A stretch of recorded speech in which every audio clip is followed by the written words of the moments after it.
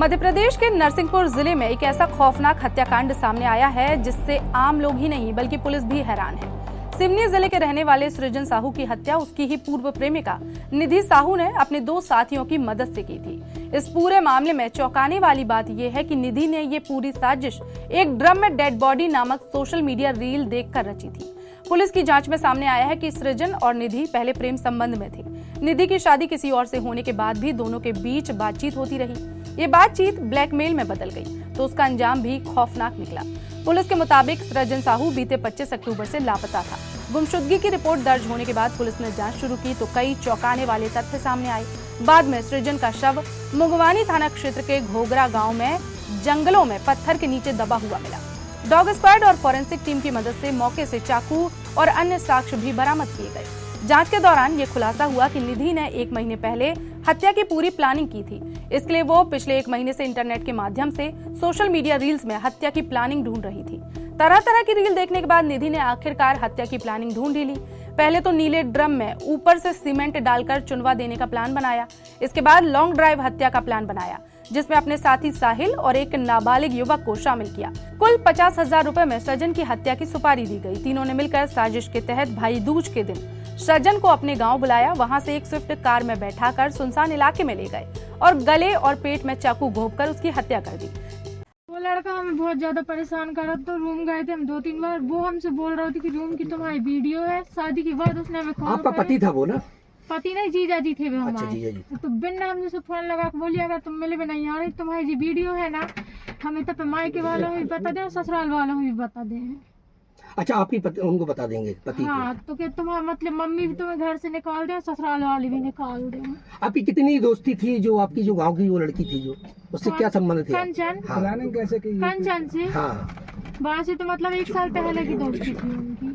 Planning कब से बनाई थी हत्या करने की? हम लोगों ने 20-25 दिन पहले से। प्लानिंग कैसे बनाई थी तुमने? कैसे मन में आया कि हम ऐसे कर?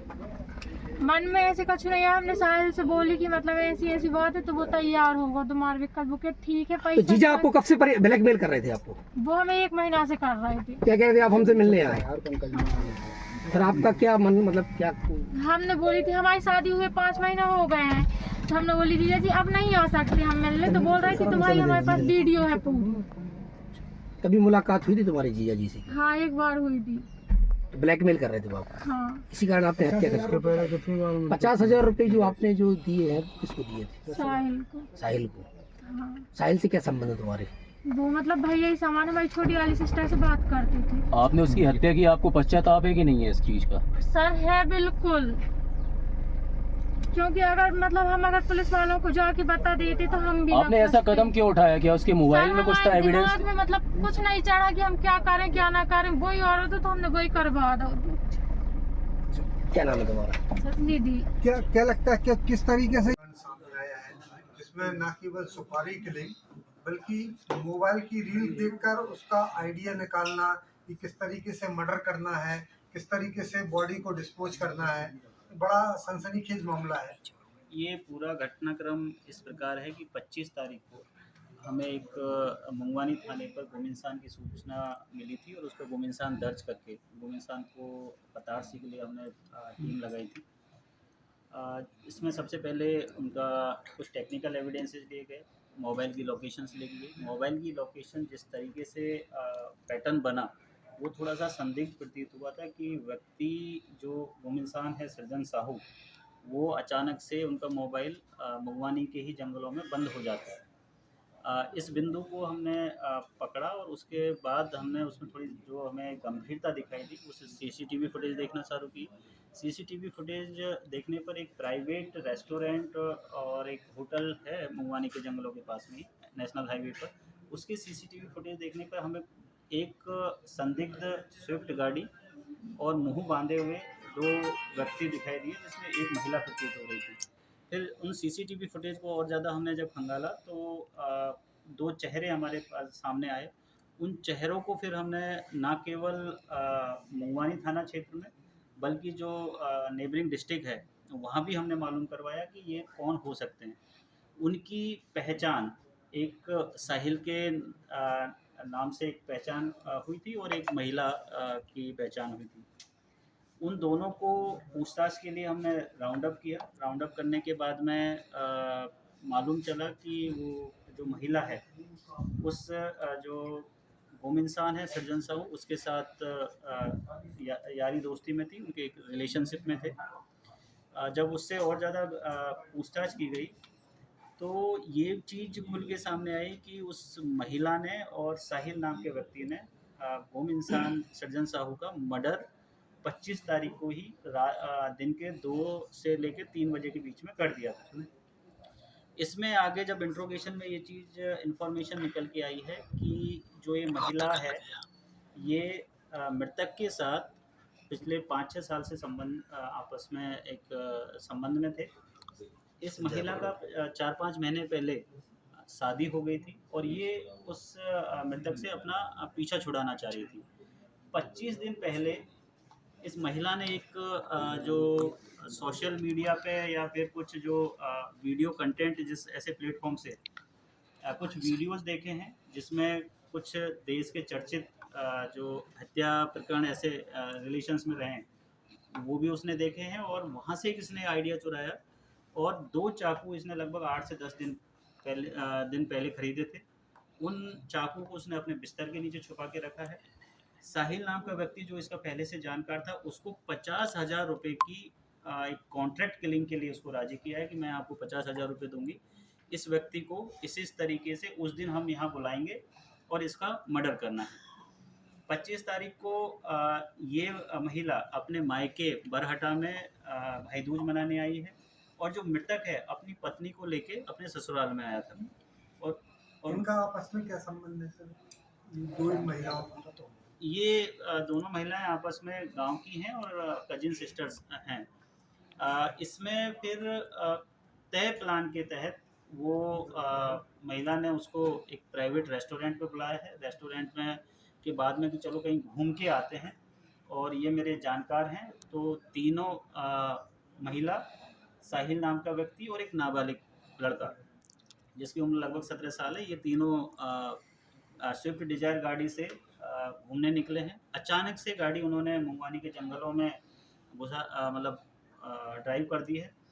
तो मृतक ने पूछा कि हम यहाँ क्यों जा रहे हैं, तो साहिल नाम के व्यक्ति ने उसको बताया कि हमको एक और साथी को पिक करना है, इसलिए हम इस तरफ जा रहे हैं। अचानक से फिर साहिल गाड़ी को रोक के साहिल नाम के व्यक्ति ने बोला कि नहीं अब यार मैं थक गया हूँ, गाड़ी आप चलाइए।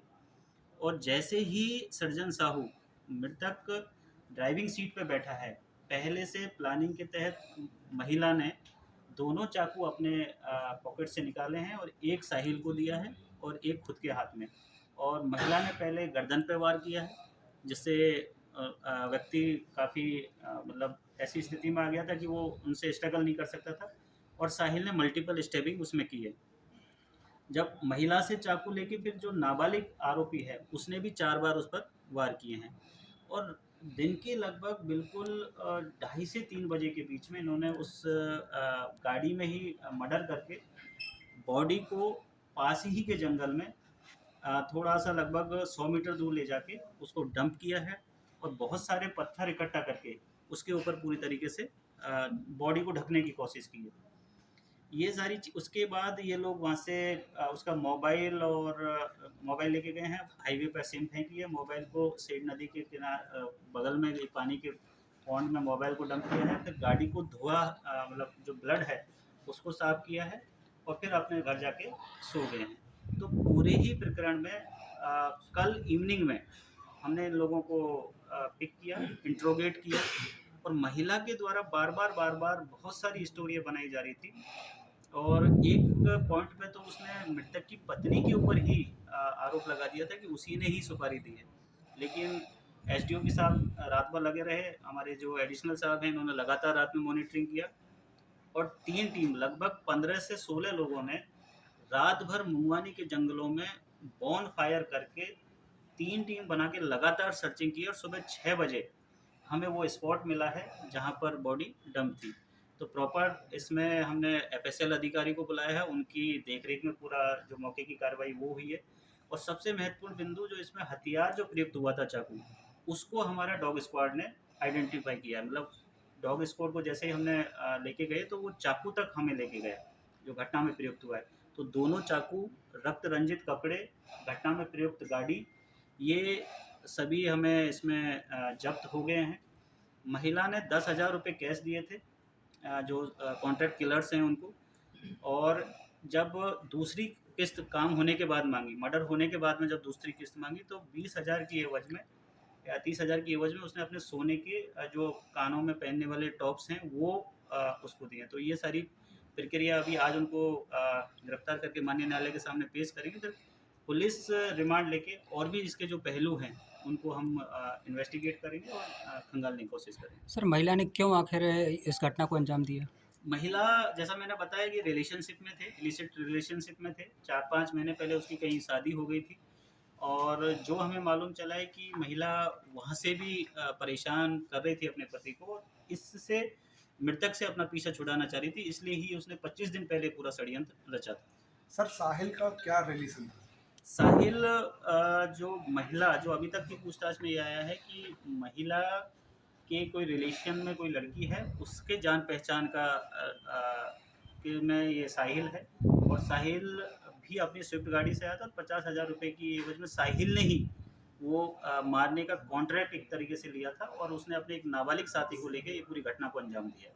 तो इस तरीके से तीनों ही आरोपी, महिला जिसने ये पूरा आपराधिक षड्यंत्र रचा है, हथियार प्रोवाइड करवाए हैं, फिर कॉन्ट्रैक्ट किलर्स दोनों, जो एक बालिग जो साहिल है बालिग है और एक दूसरा नाबालिग है, तीनों को हिरासत में ले लिया है, गाड़ी जब्त कर लिया। बाकी का इसमें जो इन्वेस्टिगेशन है वो चल रहा है। चिन्हित प्रकरण में हम इसको लेंगे, अच्छी से सजा इसमें कराने की कोशिश करेंगे, और जो पूरी टीम एसडीओपी साहब के नेतृत्व में रात भर लगी रही, उनको मेरी तरफ से 10,000 रुपये के इनाम इसमें उद्घोषित किया गया। Thank you sir.